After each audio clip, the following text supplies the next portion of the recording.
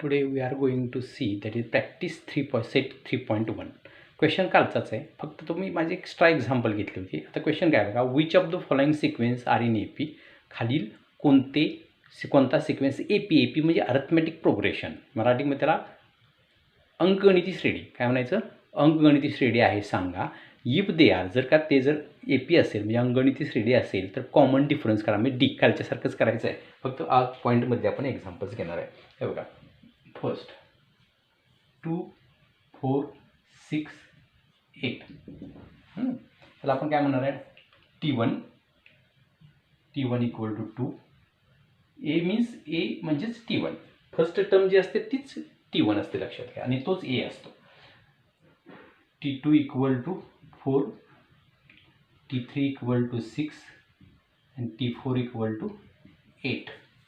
Therefore D find करायचं आहे. D equal to T2 minus कालचाच फॉर्म, कालचाच आहे बघा, काय विशेष नाही आहे. T2 मायनस T1 काल जे होतं तेच आपण करायचं. काल आमचा कालचा जर व्हिडिओ तुम्ही पाहिला असेल तर तुमच्या लक्षात येईल. Okay, T2 minus T1 means 4 minus 2 equal to 2. D equal to again T3 minus T2 equal to 6 minus 4 equal to 2. D equal to T4 minus T3 equal to 8 minus 6. समजते ना सगळ्यांना हे बघा. तर मग हे डी कसा असायला सेम, त्याला म्हणतात कॉमन डिफरन्स, आणि हे सेम आले याचा अर्थ कॉमन डिफरन्स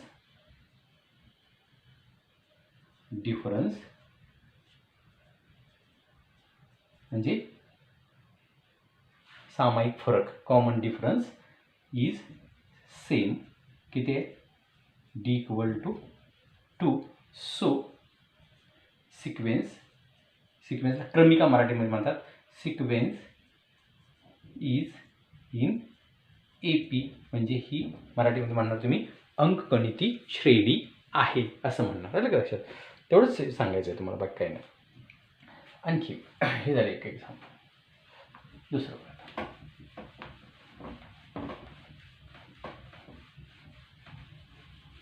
हे बघा काय, 2 by 5 2 by 5 3 7 by 3 असं दिलेलं आहे. ओके, मग मी नेहमीप्रमाणे T1 equal to 2, T2 equal to 2 by 5, T3 equal to 3, T3 equal to 3 and T4 equal to 7 by 3. Therefore D equal to T2 minus T1 2 by 5 minus 2, cross multiplication करायची. हे बघा, 2 minus 10 divided by 5 बघा, असं असं आणि असं, म्हणजे काय होणार आहे, मायनस 8 by 5. बघूया ते येते का. आणि डी इक्वल टू, आणि पुन्हा एकदा T3 minus T2 3 minus 2 by 5 equal to,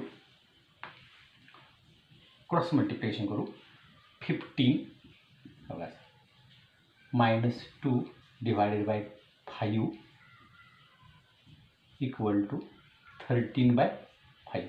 इथं समजते सेम येत नाही म्हणजे APमध्ये नाही म्हणजे कॉमन डिफरन्स बी सेम नाही. ओके, देअरफॉर मग इथं थांबायचं, पुढं काही जास्त करत बसायचं नाही. Therefore common difference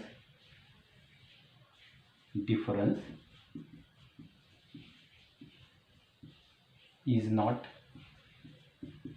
same, so sequence is not in AP. म्हणजे हा समान फरक म्हणजे सामायिक फरक समान नाही म्हणून ही अंकगणिती श्रेणी नाही असं मोकळं व्हायचं. Okay,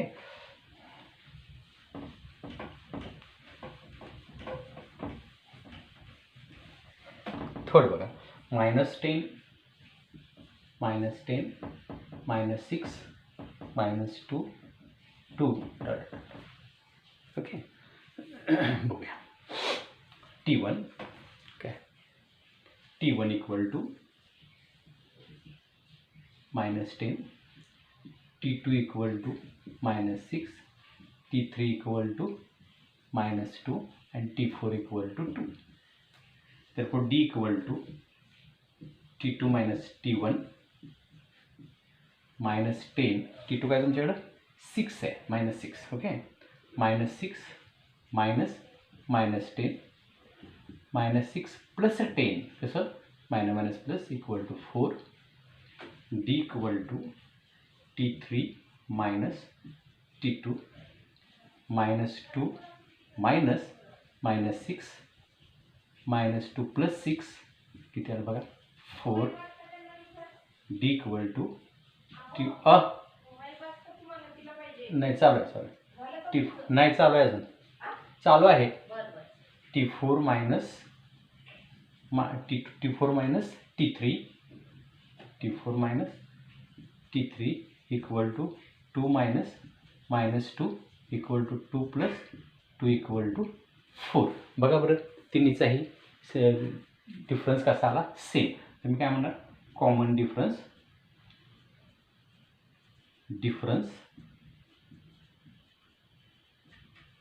is same. D equal to किती आहे तुमच्याकडं 4. Therefore sequence is in AP. समजलं.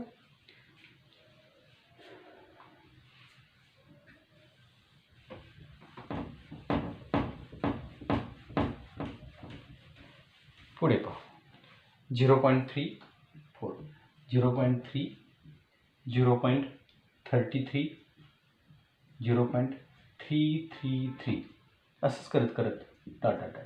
ओके, आता बघा T1 तुमचा 0.3 T2 0.33 T3 0.333 आणि T4 म्हणले की पुन्हा आणखीन एक वाढत जाईल. ओके नाही, T4 म्हणलं की आणि वाढणार 0.3333. ओके, आता बघूया आपण D equal to T2 minus T1 नेहमीप्रमाणे. ओके, येते का बघूया. D equal to 0.33 minus 0.3 means 30. आपण एक मायनस घ्यायचा, एक 0 घ्यायचा त्याच्यावर चालते. मग ह्याच्यातून हे गेलं की 0.03 राहिलं बघा. 3 तसं राहिलं 3. D इक्वल टू पुढे काय आहे 0.3 T3 minus T2. Okay, T3 minus T2 equal to 0.333 minus 0.330 घेते एक्स्ट्रा. हे बघा हे 3 तसंच राहणार. 0 सेम आलं का नाही, म्हणून काय म्हणणार therefore common difference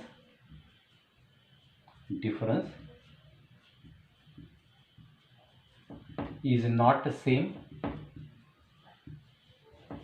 therefore sequence is not in AP. समजते का. अशी त्या पॉईंटमध्ये तो जो पॉईंट तुम्ही चालू केला आहे काय, त्याच्यामध्ये किती एक्झाम्पल्स आहेत 7 एक्झाम्पल्स आहेत पहिल्या क्वेश्चनमध्ये. त्यातले मी 4 एक्झाम्पल्स सॉल्व करून दिलेले आहेत. राहिली किती 4 एक्झाम्पल्स तुम्ही सॉल्व करा. काय 4 एक्झाम्पल मी सॉल्व करून दिली, 4 एक्झाम्पल्स तुम्ही सॉल्व करा. आणि मग पुढच्या क्वेश्चनला आपण जाऊ. ओके.